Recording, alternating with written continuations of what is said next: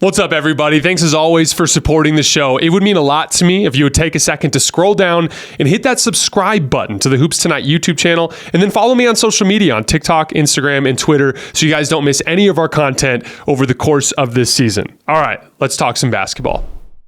What do you think the current ideology is of the front office in terms of the direction you think they'll go this summer in terms of player personnel? So what I've been hearing the last few weeks and what I've been reporting out has been the team leaning more toward small to medium upgrades to this roster, likely in the form of a couple separate deals with role players.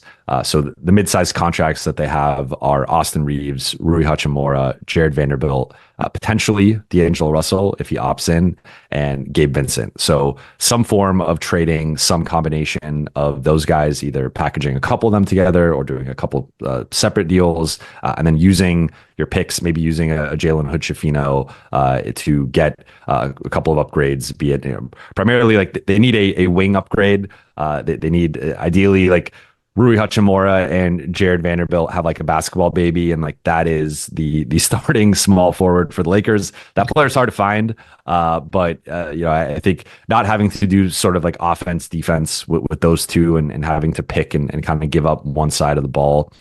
So that's going to be a point of emphasis for them is trying to find that elusive 3-and-D wing, which they had multiple of them a few years ago. If you remember, KCP, Kyle Kuzma, and Alex Caruso, and now they've really struggled to find two-way talent over the last few years. So that is like priority number one for them is figuring that out. Now, if D'Angelo Russell opts out and leaves or opts out and is signed and traded somewhere, like all of a sudden you have that point guard hole and you only have the non-taxpayer MLE to replace him with. So D'Angelo Russell really is the pivot point here. And I haven't got a great read on what he's likely going to do. I thought the Malik Monk contract was pretty interesting. It was a little bit lower than I was expecting for Malik Monk. And that could just be a sign of with the new second apron rules and even the first apron rules, teams are going to be more conservative with their spending on non-all-stars and superstars. So a guy like D'Angelo Russell, in theory, you could maybe make the case of, could he get 20 million from a team or 25? Maybe on paper that could be his value, but in actuality, like it might not be the case. So a guy like D'Lo has to pick between, do I want the 18 million for 1 year and then test free agency the following season, or do I want maybe a smaller annual value deal for multiple years? So, but my sense in all this is the Lakers have been leaning more toward smaller moves, in part just because it gets really difficult to build out a good roster in 2024 when you have three guys making $40+ million. I mean, look at the Phoenix Suns. Like that ultimately was, I think, what did them in was just, and there was a limitation there, I think, to how those guys fit. I think there'd be a more natural fit between a guard, LeBron, and AD. Like I think positionally it kind of makes a bit more sense, and like you could see the vision there. But after the Russell Westbrook situation, with the new second apron rules and the limitations with building out the roster and the limitations that come with just even crossing the first apron, I think they're leaning that way. Now I will say, like the Dan Hurley thing, it shook me a little bit in terms of like their ability to sort of misdirect. So I want to add the caveat of like, there's certainly the possibility that like the buzz coming out has been supporting cast upgrades and more minimal to marginal upgrades, but maybe there is a something that are working. But the problem with that though is we just don't even know who's available. Like right now, Atlanta has not clarified who's going to be available between Trae Young and DeJounte Murray. It could be both, could be neither, could be one. Donovan Mitchell has not signed his extension yet with Cleveland, so like that's a big one. Darius Garland is going to be kind of like the fallout guy with that if Donovan stays versus if Donovan asks out. So like there's still a lot of uncertainty as far as like which stars are even available right now. But I would not be surprised if like the Lakers kind of pull a smokescreen and all of a sudden it's like, well, they trade for star X that we were not expecting. But as of now, everything I've been hearing has been more, let's upgrade like the starting small forward spot, maybe the point guard spot if D'Lo is gone. And then let's go into next season with some measure of continuity and then a couple of upgrades. I like that strategy within the context of LeBron and AD being healthy. Like if I just knew they were going to have another season like they did last year, I like that strategy just simply because like I thought LeBron and AD both played at a top 10 level through the entire season, and especially in that first round. I thought both LeBron and AD. I thought LeBron and AD they straight up outplayed Jokic and Murray head to head. I thought AD kind of more or less met Jokic's level, and LeBron was better than Jamal Murray outside of a few clutch jump shots. But down the roster, Aaron Gordon, KCP, Michael Porter Jr., those dudes just absolutely dusted the D'Angelo Russell, Rui Hachimura group. Like they really struggled. And so like Austin Reeves was pretty good. Once again, shot 55% on pull-up jump shots. He's at 21 playoff games now, 17 points per game on 61% true shooting, which is awesome. And so like I kind of like that idea within the context of what we've seen in recent NBA history too. Cause like Dallas misses the playoffs last year. Make a couple of personnel tweaks. Like here's a good point of attack defender in Derrick Jones Jr. Here's a forward in PJ Washington. Here's two vertical spacing threats in Lively and Gafford. Bam, all of a sudden they're in the finals. So like if your top two is as good as LeBron and AD are, and your third best player is as good as Austin Reeves is, then subtle tweaks can go a long way. Golden State 2021, they're mediocre, missed the playoffs.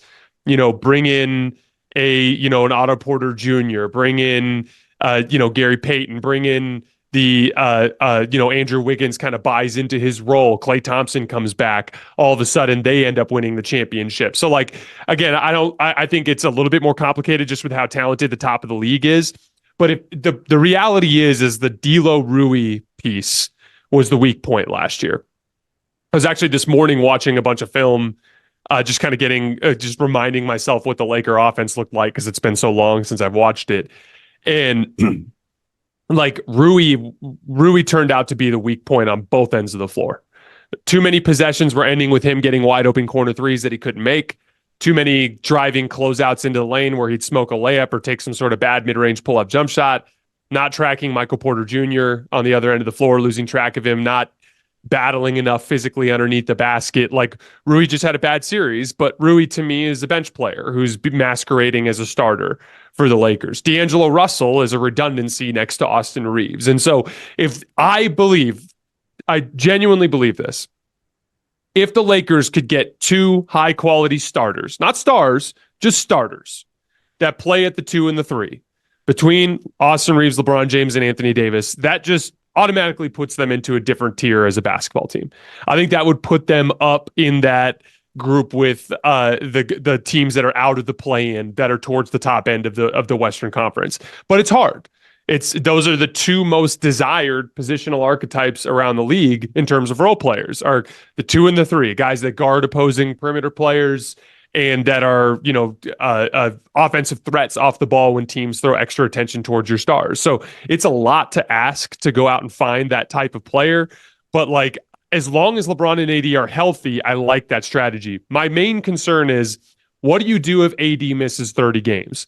What do you do if LeBron misses 30 games? If AD misses 30 games, you absolutely have to have some kind of legitimate center that can play and defend the rim and win contested rebound battles. Jackson Hayes and Christian Wood aren't those guys. So they have to find a legitimate backup center option because chances are AD will have to miss some chunk of games this year. And then on the LeBron James front, if he misses time, the Lakers ball handling tanks. And that's where it could be an issue where if you did have just role players and you didn't bring back, let's just say for the sake of argument, a DeJounte Murray. If you had a DeJounte Murray and a legitimate backup center, you just have more fortitude to deal with LeBron and AD injuries. But then the flip side of that is like, you're not winning the title unless LeBron and AD are healthy anyway. So like, I understand that perspective in the sense that you're basically betting like our best version of ourselves is healthy LeBron AD playing at a top 10 level, Austin being the Manu Ginobili of the team, and two starting quality 2 and 3 that all come together for a postseason run. So like, again, there's just a certain amount of risk when you're building around a 40-year-old LeBron James and an Anthony Davis who's had a propensity to be, deal with injuries from time to time. But I am curious to see, and to your point about like them coming out of the woodwork with some sort of, random deal, it really just matters of what's available. Like that's really what matters. Like if you have a phone call with somebody and it's like, oh shit, we can get this guy or that guy, then yeah, you got to explore it. But like If those aren't available and these high quality role players available, you got to go that way. It's not worth it to just invest in 2 low quality starters either, right? So like again, it's really hard to make a call on these things just because we're so disconnected from it.